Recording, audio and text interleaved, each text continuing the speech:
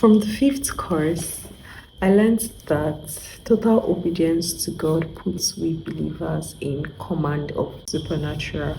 So, half obedience is disobedience, delayed obedience is disobedience, procrastination is disobedience.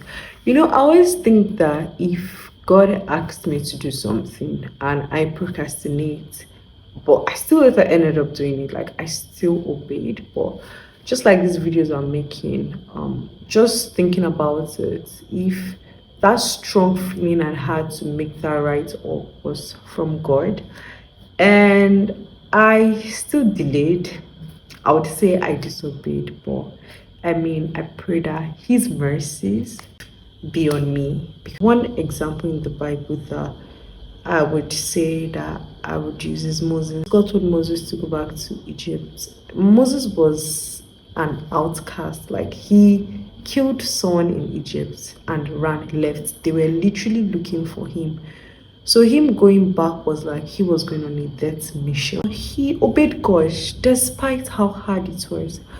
There might be something that God is asking you to do right now that might feel impossible. Well, I'm asking you to obey God because you do not know what God wants to do through that thing that He has asked you to do. Moving on, the sixth course, what I learned: God without any form of reservation, serving God fully is being dedicated to Him. When you serve God, be confident in your service to Him. Because that was one thing I learned from this sixth course, that you should mind yourself. This is a race that only you get to run and only you report back to God. We came to this world alone and we're living alone.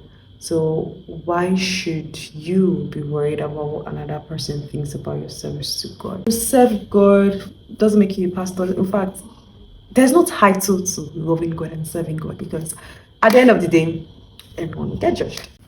All the treasures in the world is not compared to the worth of a soul at the sight of God. Yeah, so this seventh course, I really enjoyed it so much because it talked about soul winning. And I'm not even going to lie, I feel like a lot of Christians are shy away from evangelism, spreading the gospel. But then it made me to remember the parable of the fig tree. If you can remember, Jesus cursed that tree because it was not bearing fruit. Ask yourself, how can I bear fruit as a believer?